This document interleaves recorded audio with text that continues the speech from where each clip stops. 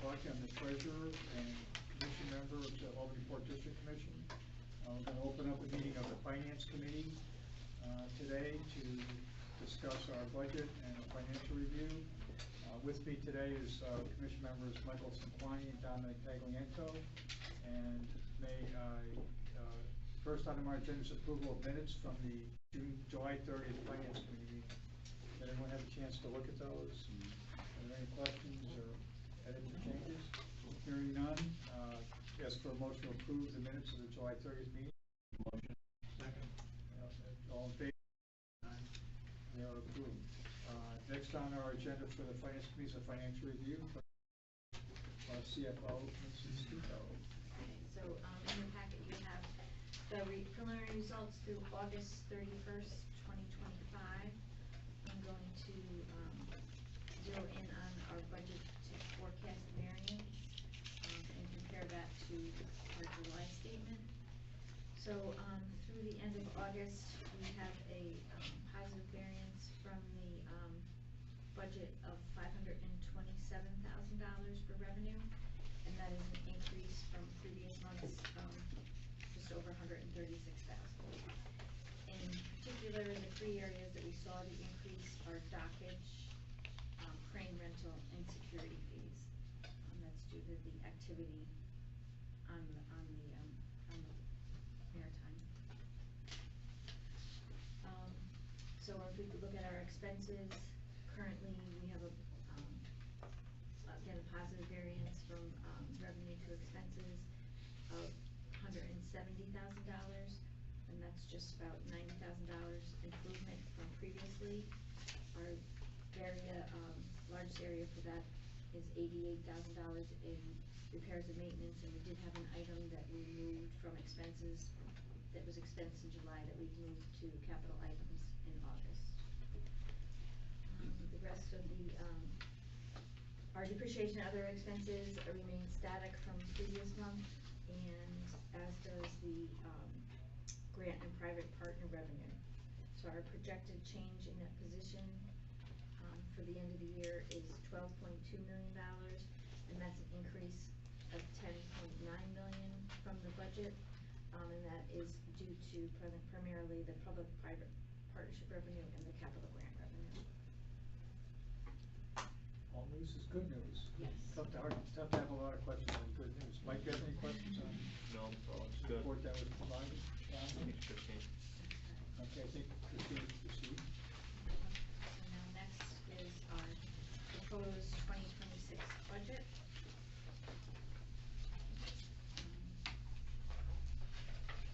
And we began our budget process in the month of August, so this is compared to our actual results of July of 2025 for our proposed budget.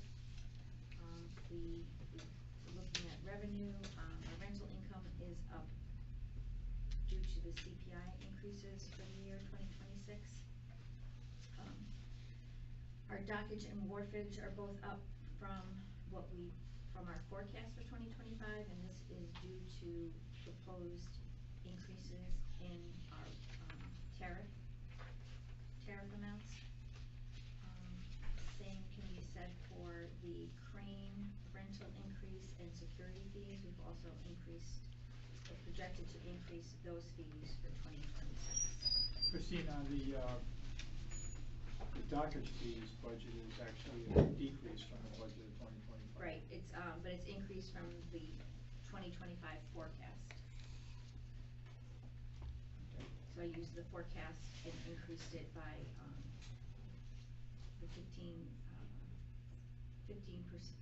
cents or 8% increase on the dockage, and there was a 15% increase on the overall workage average. So the rental income is pretty 100% sure. Yep. So a lot of times in certain budgets where there could be some variance, what's our confidence level in the other revenue? Is that 80%, 90%, 100%? I'd say 80% based on historical trends. My one caveat is that we've been working with Logistech to get what their projections were for 2025, and we haven't received that. They have not done their 2026 projections yet. So in the abundance of caution, wouldn't we generally try to underestimate our revenue and overestimate our expenses as opposed to unnecessarily having a full 100% confidence on the revenue number? That's just a rhetorical question, from past practice. Maybe that's just my only conservative, budgeting nature, but. Yeah. Because what happened, I know we tend to look at these things on a quarterly basis, but if you get, 8 months in a year, you're kind of sure to go, uh-oh, because a lot of our expense money is already out the door. Yeah. So I guess that's just a question to. So when we do receive the 2025 projections from Logistech, I'll compare it to what we forecast for this year. And as they do their 2026 projection, we can look at this again and make sure that we haven't been too, that we've been conservative enough in our projection. When are we voting on the budget? In October. Okay. So we need to have that at that point. If we don't have that, by that time, I would probably suggest that we take our revenue budget and drop it to the level of confidence that's at least 90%. Give you a little bit of leeway, or else have some control on the expense side to address the potential variance on the revenue. Okay. I'm sorry, I didn't mean to interrupt you. No, that's. I probably couldn't remember that question if we went any further. Thank you. I'm just writing down.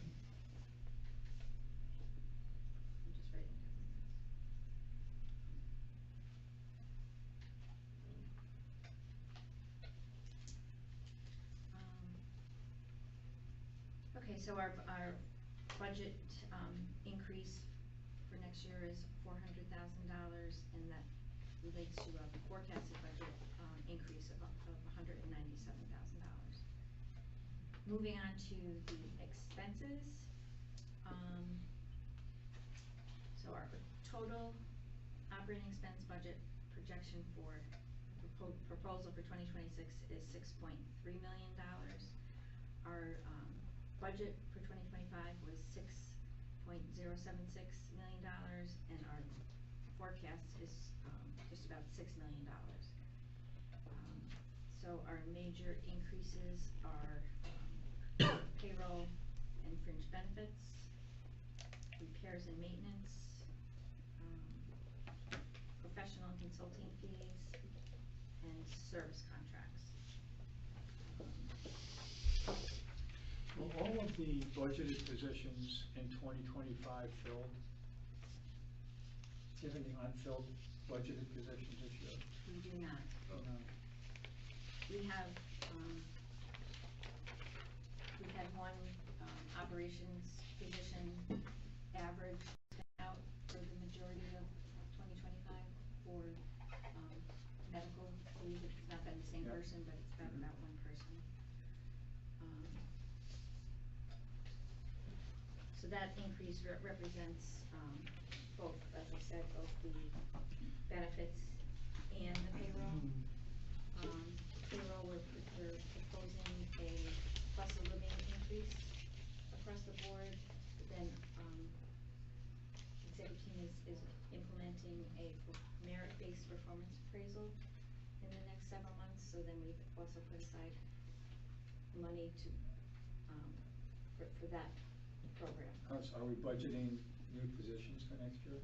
We do not have any budgeted new positions. And so we're looking at the end of year forecast of 3.7 and the proposed budget next year of 3.96, about a 7% increase in payroll, pay tax, and fringe benefits.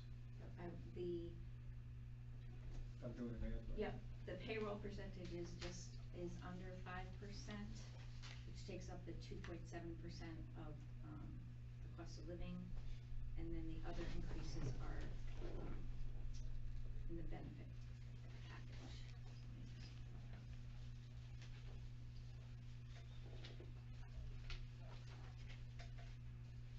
Okay.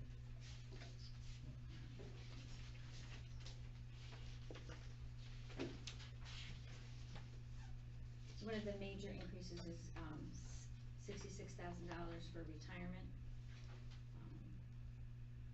And then the remainder is $76,000 in the bucket for performance and cost of living raises.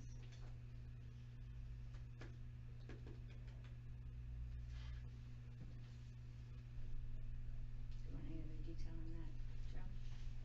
That's fine. The other large increase is the professional and consulting fees. We have several things additionally budgeted in that line item. One is the continued desire to do a new strategic plan. We also have several items budgeted for economic development purposes. And some consulting fees for the substation project and the site ready project for next year. So the big increase here is the 60,000 for the strategic planning? Yes. Got it.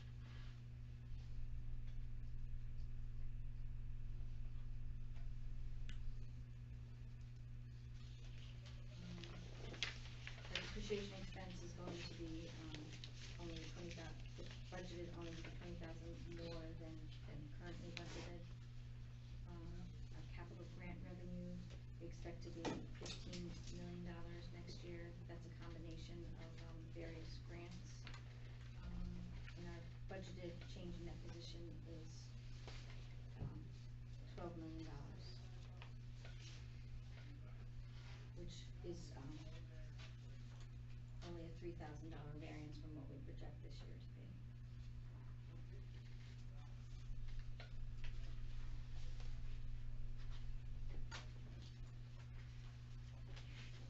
In our packet, I also had a memo that details all the changes, the major changes are by line in the budget. Anybody wants me to go through that? What's that, sorry? The memo that that accompanies the budget. Did anybody need to get into that level of detail, Janine, or have you had enough time to look at it? No, the memo's helpful. Yeah, I think it was. It also included was the outline of the dockage workers and miscellaneous fees proposed. That was helpful, thank you. One thing that was not sent out, but that is included is our capital budget for 2026. So from the capital repair and replacement reserve from the operating budget, we'll have $231,000. Capital contributions budgeted at $15 million for a total of $15.2 million.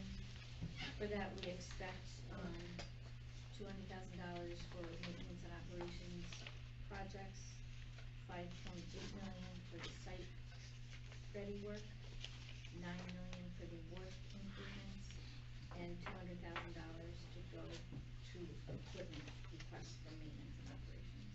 How much of that 15 million's been awarded already?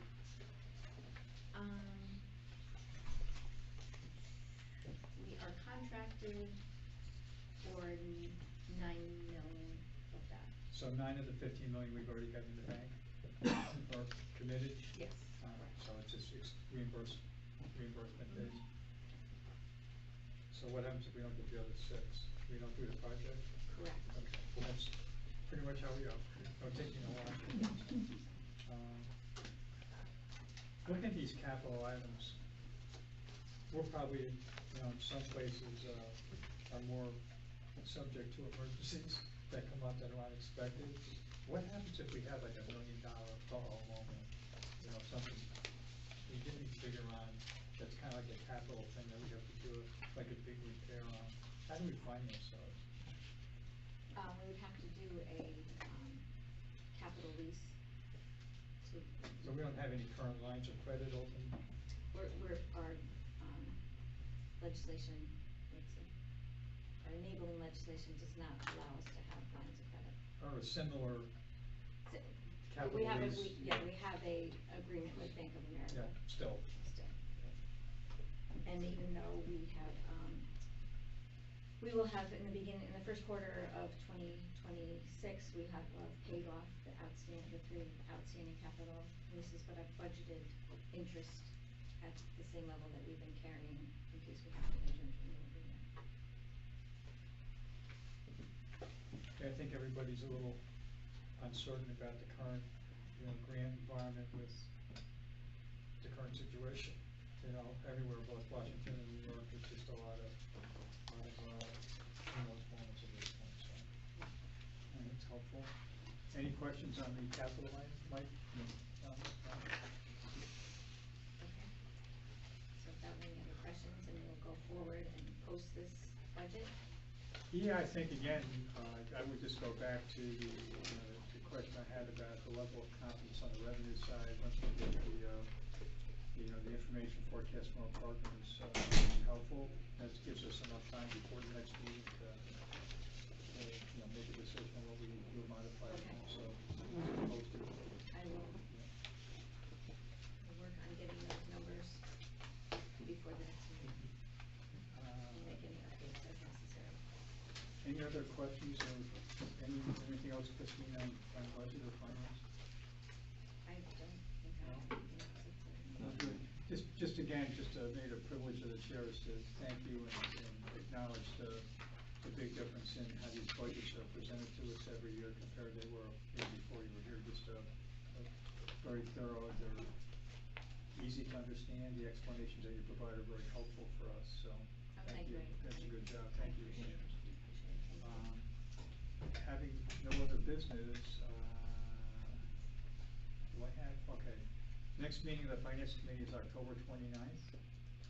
And being no further business, the Finance Committee moves that we adjourn. We are adjourned. Straight in the field.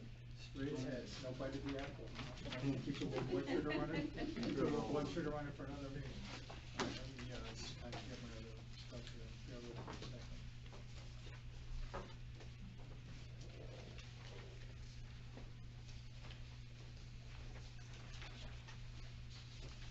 All right. So, again, good afternoon. Welcome to the September 24th meeting of the Albany Port District Commission. My name is Joe Coffey. I'm the treasurer and a board member. Our chairperson is excused today. Going around the table to introduce the members. Michael St. Lonnie, board member. I'm Peg Reynolds, board member. And the staff members, Rich. Richard Hendricks, CEO. Patrick Jordan, General Counsel. Christine Studo, CFO. Megan Daly, Chief Commerce Officer. Angela, Administrative Assistant. Cheryl Stock, Director of Security. Roddy Egan, Senior Construction Project Manager. Penny Bavor, Director of External Affairs. John Schneider, Director of Strategic Initiatives.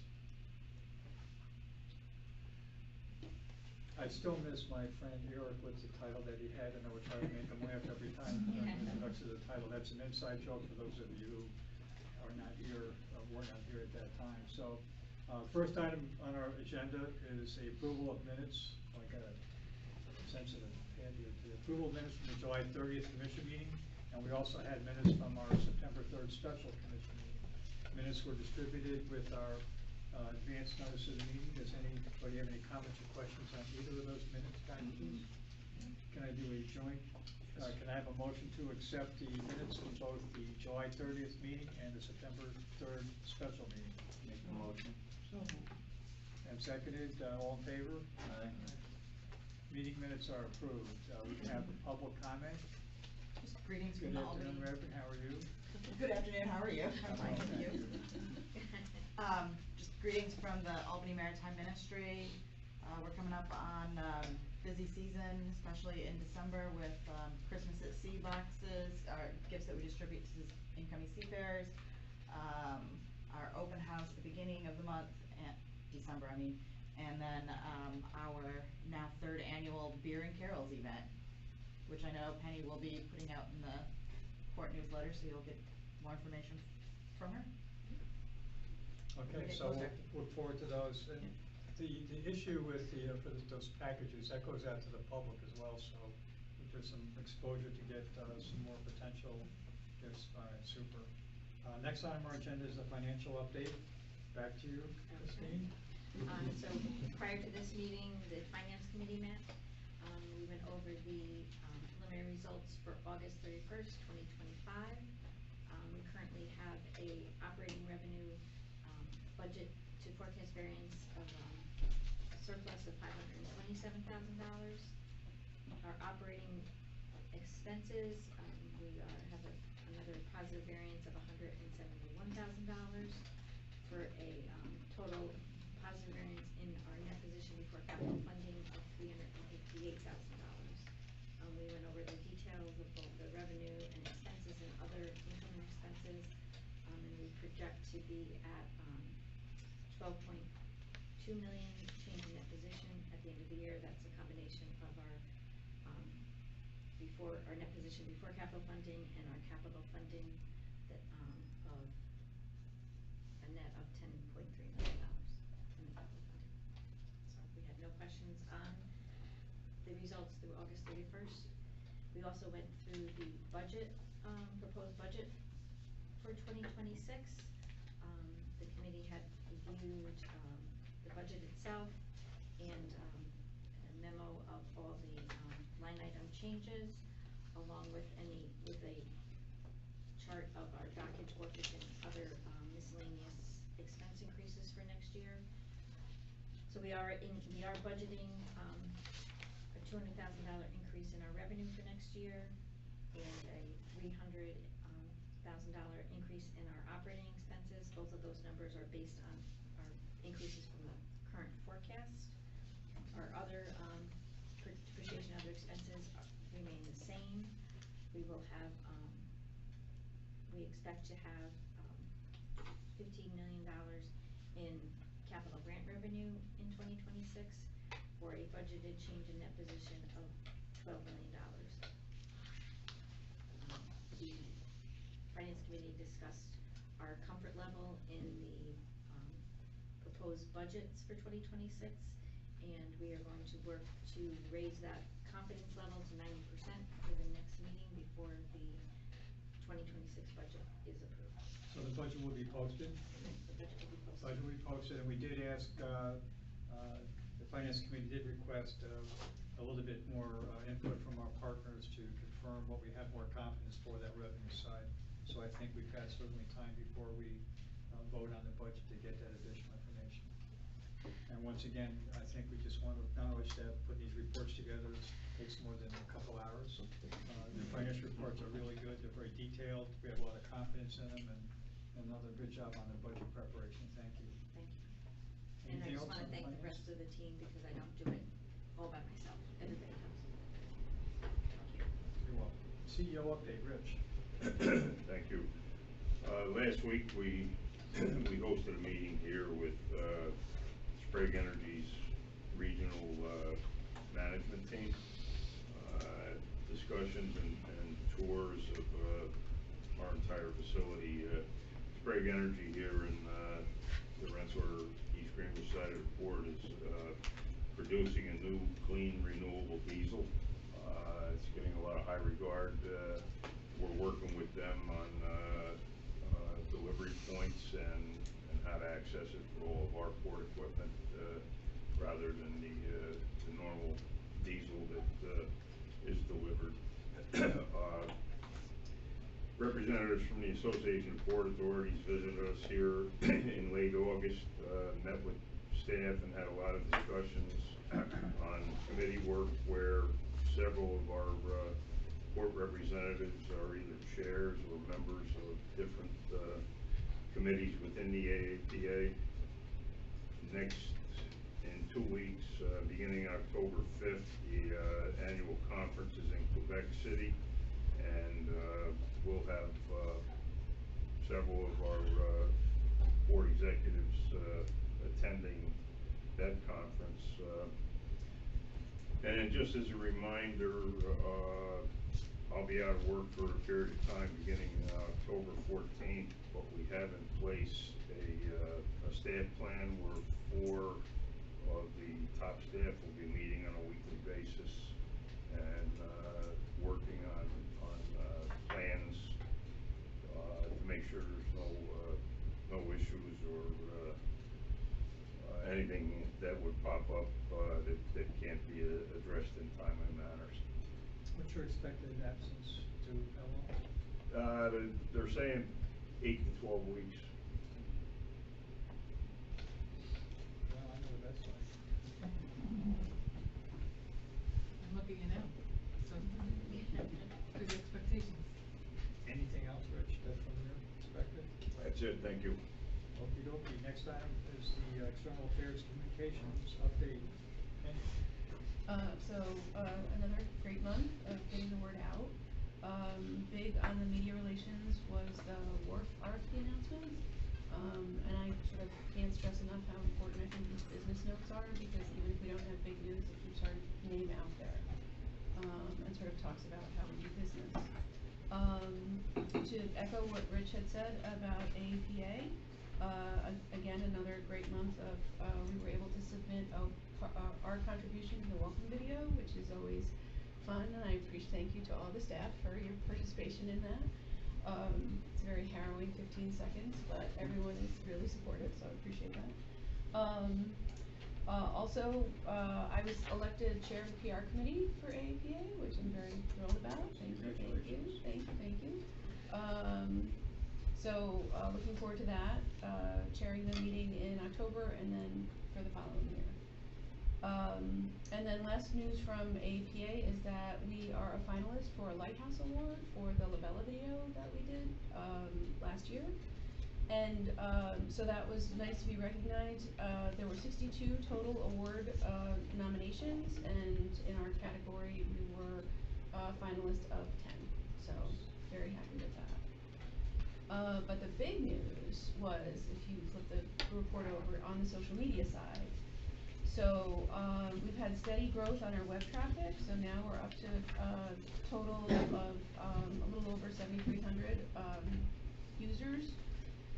But so World Photography Day fell in August, and so I wanted to make a big deal about it. And so I solicited submissions from the staff and folks of what they thought was beautiful around the court, or what was interesting, or what was intriguing, and picked the top 50 images. And so over the course of a week, I posted 50 images that weren't identified by a photographer, because I didn't want this to be a popularity contest. I wanted this to be a sort of, a kind of fun exposure of the little things that happen at the court.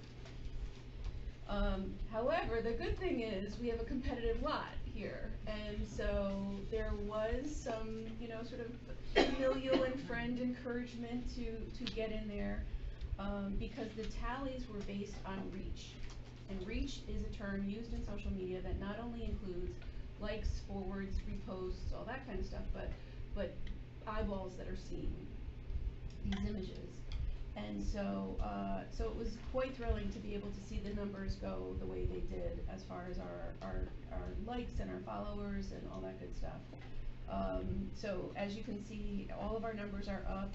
Our views increased by 366% on Facebook, 584% on Instagram. Our reach on Facebook increased by 647%. Our reach on Instagram increased by 524%. So it's just, it was a fun exercise, and we've got a great we've gone to a next plateau of where we are with our viewers. The bar has been raised. It has been raised. I just had a question, which one is Ringo? Exactly, and actually this was a photograph by Josh Ostrander, and he had this idea as soon as I mentioned it. He had wanted to do this, so I think this was sort of brewing. It's very clever. Yes, exactly, and so the nice thing is that I received enough photos that I think I'm queued up for 2026. So we'll have to see if he can retain the crown. So that did win the. That was the overall, yeah. I won the overall, but Megan won the other 8 categories. Do you do reels on Facebook? Yes. Yeah. And those actually are the most popular ever. Yeah, we found that we get a lot of engagement with the reels, and a lot of ours are operational related. Right. So you can probably do things very similar where you can, and it's not a confidential whatever at the court. Those are really popular, and that's how you probably will gain Facebook. Right. Because we're right. finding your Instagram kind of is coming up a little bit, and Reddit and everything else, but Facebook to me is probably the broadest platform to get Right, a universe of people that our folks are going to be looking at. Right. With it. Yeah, Well, I think you said that crane picks and Dagan moves, those are Yeah. the big. And those kind of partnering, sharing, reposting of the bigger, the GEs, the Dagan, that sort of thing. And so again, not just because, it was not just a popularity contest, there was some artistry involved.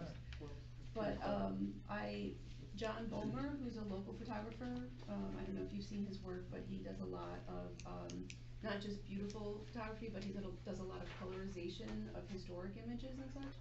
He actually reached out and he, did his own ranking of his top 5, and, it was very nice to sort of, see from him, or hear from him, what he thought, clearly were the outstanding, entries in that. He liked all Megans too. It's tough, it's really hard getting a presence and getting established to get repeat on social media. And, there's a lot of competition out there to get eyes on stuff. And I think the way you presented, our outreach and communications has done really well. We're getting a lot of traction with it, a lot more exposure, and I think it's reflected in some of the metrics, the analytics that we've asked you for, so, thank you. Thank you. You have anything else? That's it? So, That's it. next up is our ships, barge, and tonnage report. Introduce myself at least, Cedric Nakashima, replacing Matt Sullivan as ops manager for Logistic, ending this week, so nice to meet you all. Cedric has been great to work with and communicate with, and we've appreciated your presence here. I would like to just say the entire port group has been extremely welcoming and helpful, and so I really appreciate that. We appreciate your. It's been an absolute pleasure working with all of you. But you're leaving. I have to go back home at some point. It's been a month. So we had 4 vessels come in for August. Rostov, Eagle, Rostov and Rushmore were project cargo. Eagle was wind. Gulf was scrap. Would you roll out tonnages? Rostov was 333.5 metric tons of project cargo. Eagle was 1,134 metric tons of wind. Gulf 8,000 metric tons of scrap, and Rushmore 380 metric tons of project. For trucking, we had 2,673 tons in, 2,518 tons out. In terms of upcoming traffic, we have the BBC Pearl that we're working on. We should have the BBC Pearl that will be upcoming.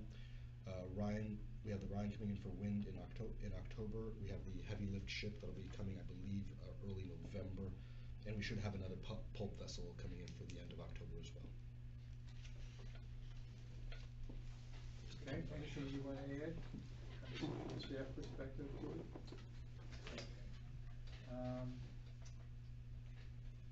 Megan, real property development update? Yeah, so for most of my time, I'll actually yield to John and to Roddy that have some reports on this past month. We've had an active month. I did want to note, we did have a tenant coffee this last month where we do this on a semi-routinely basis.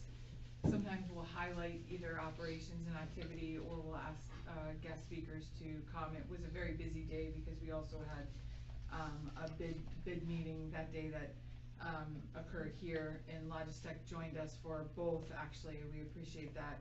We also had representatives from the Foreign Trade Zone join us as we are pursuing the application related to that and doing that in tandem with Logistech as well. We also had reps from the Department of Labor join us at that meeting to do outreach. We find with our businesses, they're doing their own thing on recruiting, but recruiting and workforce is a consistent need and interest, in how to hit them just right with support is something that we continually try to stay up on. We had a pretty good attendance, pretty good meeting. Some conversations happened following that in our boardroom with one of the businesses in DOL, so we'll continue to keep doing that. And this is part of that outreach and communication with all of the Port District, and also with tenants, and offering support and connections where we can. But I did want to ask John to do a couple highlights, and then we'll ask Roddy. Sure. So the first I wanted to talk about is the partnership that the Port of Albany and Logistech kind of pursued through a US DOT Merit PIDP grant.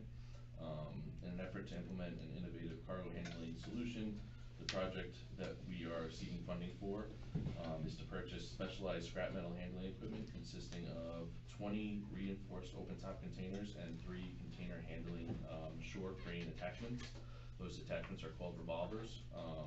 Those will basically help ensure that the transportation of the scrap metal isn't only done safely and efficiently, but will ensure the integrity of the work that we've done recently in making the dock and the wharfage of the pavement area here in this terminal pristine. So we want to try to keep it that way as best as possible, and this is one of those solutions that will help us do that.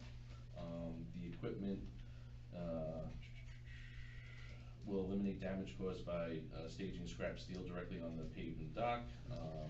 This would be considered new business for this terminal. This actually, right now, from a capacity is for export effort, is looking at about 100,000 metric tons for the first year of additional scrap transportation and movement. Logistech is expected to cover the match portion of that, so from the federal perspective, this was great news for the port.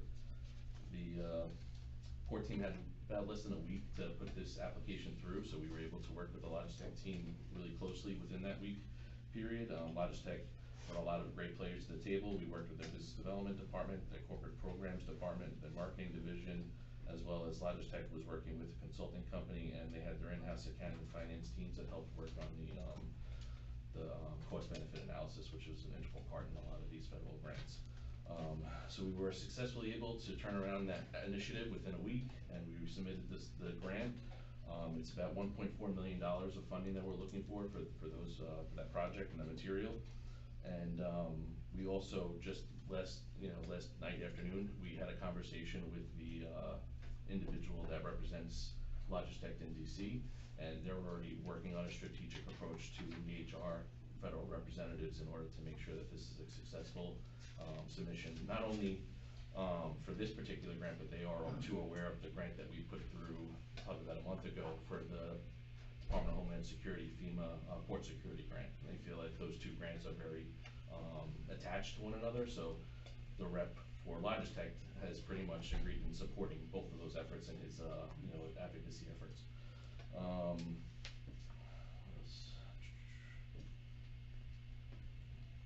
Oh, and as far as an announcement, the lobby expert said about Q1 of next year he's anticipating. Originally they were expected to announce the end of this month, but it seems that the department that's reviewing and evaluating these grants is extremely short-handed. So with that information, they basically are saying that it could take anywhere from an extended 3 to 6 month period. So it'll put us into Q1 of next year. As you noted, the federal grant process is quite different than it's been in the past, not only in terms of announcement timeframes, but grant return timeframes, also their eligibility criteria and what they're highlighting in terms of priority. This one seems pretty bread and butter consistent in terms of moving more cargo, moving it safer, and increasing maritime commerce. So we're hopeful. It's a very small request in the scheme of what we've asked for in the past. And it's also relatively simple, which is what, Mara has communicated to us in the past that they're looking for.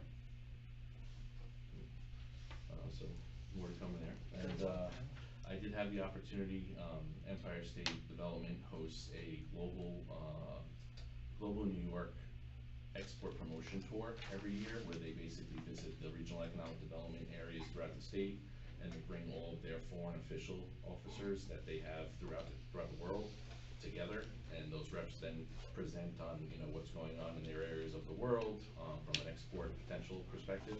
I had the opportunity to attend that event. It was really well attended. It was at the E-Tech Center in Albany. I had also the ability to sit down and speak with the representatives from Canada and from Mexico. With our our very specific hub spoke kind of capabilities here in Albany, reaching to Montreal, reaching south and to Boston and to Chicago and beyond. It was definitely an interesting conversation, and it kind of reinforced the effort of making sure that we're going out there and having these conversations and bringing more awareness to the port, because from the Canadian representative and the Mexican representative, they weren't necessarily familiar with the Port of Albany. So it kind of helped elevate us to that level, and not only elevate us to their awareness, but then also they had very much interest in connecting us with ports within their region. So we're hoping to follow up with the Canadian representative and creating a more intimate discussion with the Port of Montreal and determining what their capabilities are, what the cargo is that they're handling, and how we potentially can do business together, and how we can help kind of serve each other's needs in that regard. And then from the Mexican perspective, a little difficult to understand what was the conversation, but I did grab a lot from an agricultural conversation, and it seems like there's a lot of potential there from an agricultural perspective. So I was looking to hopefully get online and communicate via email to try to figure out a way of uncovering what those opportunities are. Traditional business development and marketing and outreach, is that still traditional questions and expectations in place? I mean, how are the tariffs and all these extraneous external factors which are present now that weren't present a year or two ago? How's that affecting your discussions? What are you hearing when you have your peers in similar situations and have some level of uncertainty? What are they saying? I think it's kind of making them more open to explore other opportunities and options that'll help them in one way or another alleviate some of those additional pressures. So that actually brings me into one of the other things I was going to mention, is that we've been having conversations with Capital District Regional Planning Commission and ensuring that the port gets the designation of an FTZ. Because through those business development conversations, there's been more discussion around the benefits of what FTZs can provide manufacturers and businesses as far as duties and tariff reduction or potential elimination, depending on if the products that they are exporting are ever touching U.S. soil. If they're just being manufactured here and then going right back out. So there's some benefits to the FTZ that I think the process is a little cumbersome, and prior to some of this tariff pressure wasn't necessarily worth the squeeze.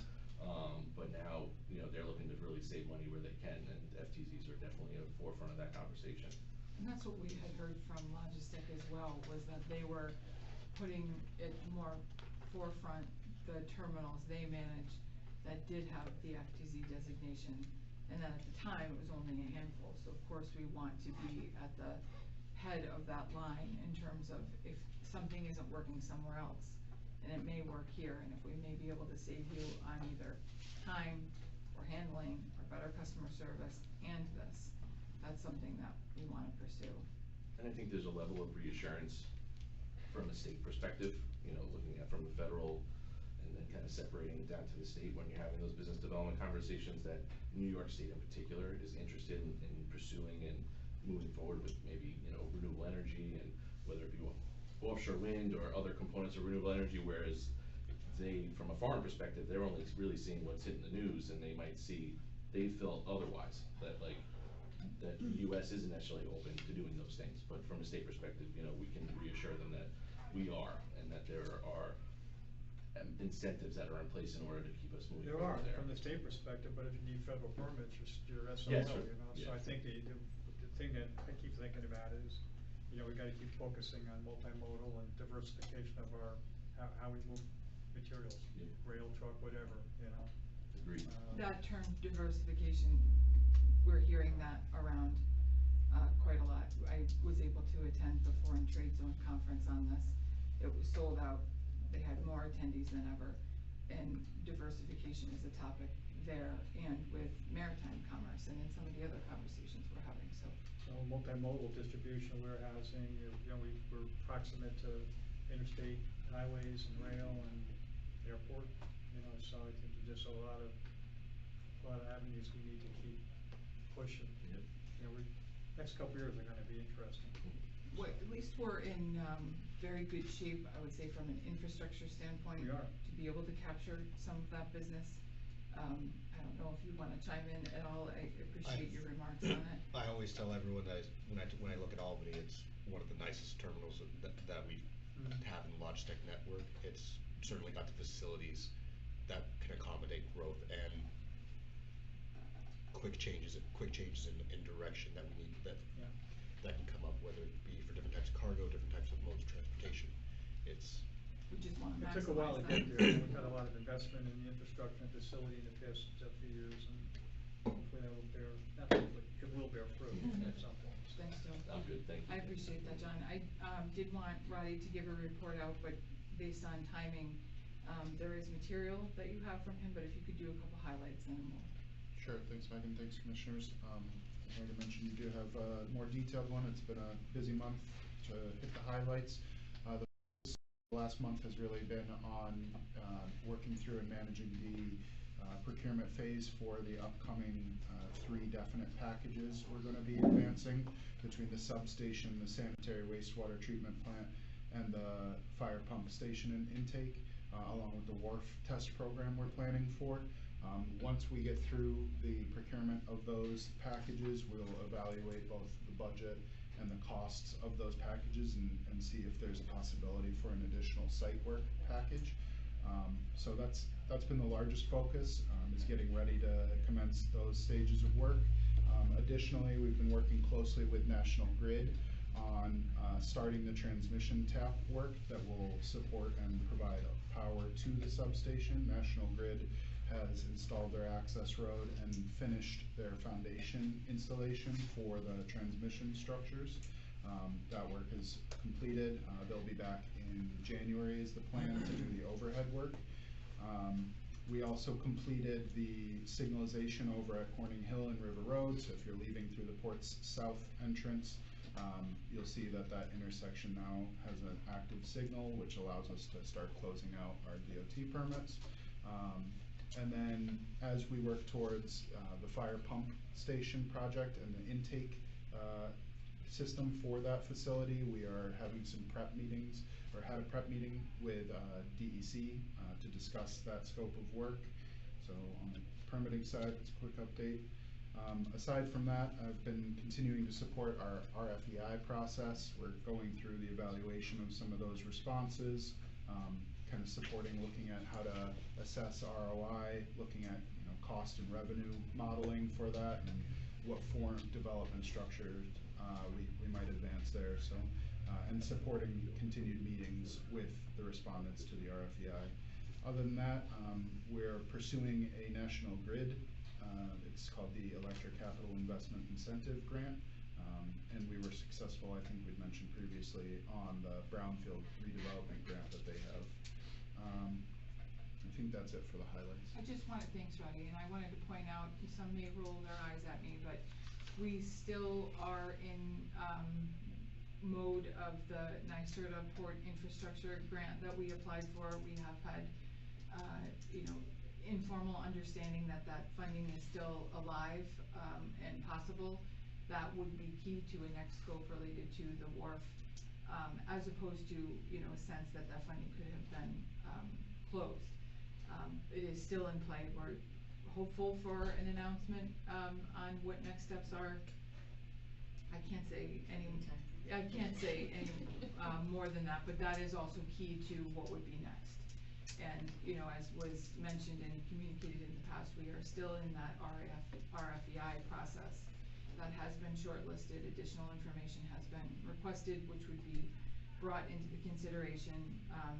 All would be very meaningful, associated with a wharf for what could be maximized in terms of use in the future of that site. So that's why I mention it. That's why we continue to advocate for that and or reprogram or repurpose where it needs to be, but that is key.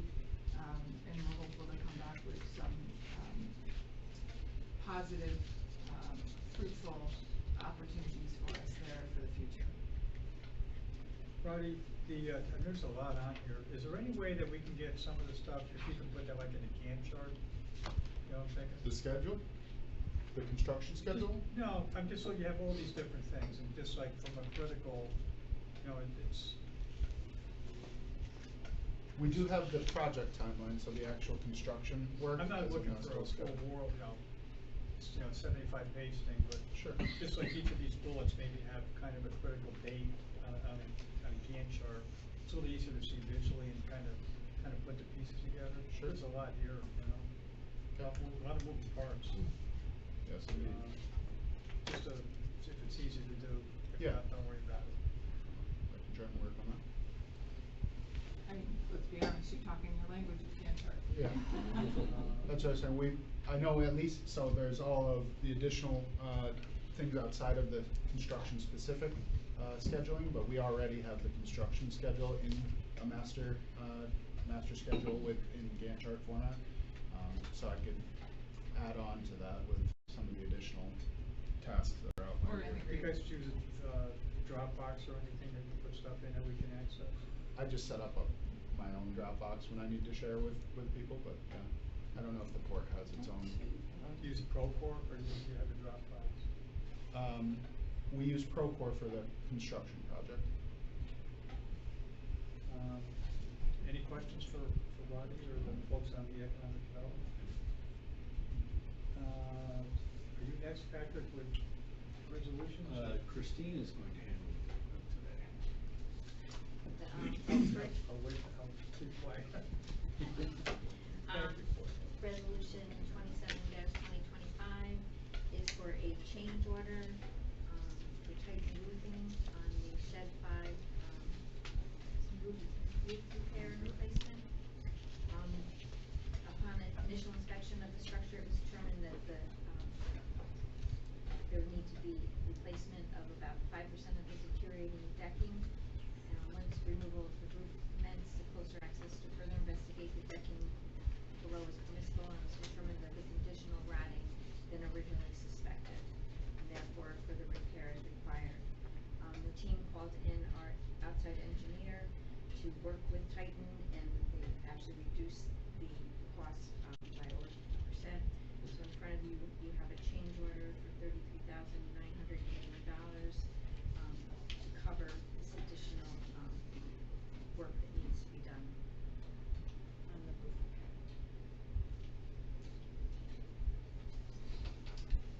Okay. So that wasn't set up as like a contingency within the original contract, that's gonna be in addition to the contract? Correct. Okay. Any questions on the nature of that proposal? So we have a resolution to authorize CEO to execute documents, process Titan Roofing, change order 1 at a cost not to exceed $33,981. The contract cost will be $636,781. Have a motion to approve? Second? Second. All in favor? Aye. Aye. Adopted. Next. The next is the high voltage substation construction contract award, resolution 28-2025.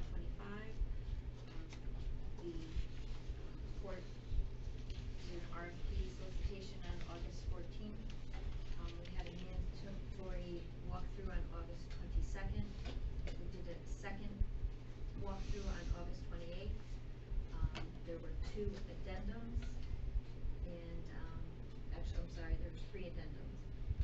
We had the bid deadline was September 19th. We received 2 bids, and evaluated those bids. The lowest, most responsible bidder was DLC Electric. So we have a resolution to award the high voltage substation construction services to DLC Electric, not to exceed $3.235 100. And the source of funds is on a cost incurred basis, reimbursement? Correct. Any questions on that? All right, so I think we've been talking about this for a while. So we have before us a resolution resolved that the authorized chief CEO to execute the necessary documents to award the contract for high voltage substation construction services, DLC Electric, at a cost not to exceed $3,235,100. So moved. Second. Second, all in favor? Aye. The resolution is approved. Thank you very much. Do you have other business? We do not, and no need for executive session. So Georgette's the one has the long meetings. That's it. All right. So, being no further business, huh? Nice job. Thanks, man. Being no further business, make sure the minutes reflect that. Being no further business, the next meeting, of the board is Wednesday, October 29th, 2025. Being no further business, adjourn the meeting. Second. Meeting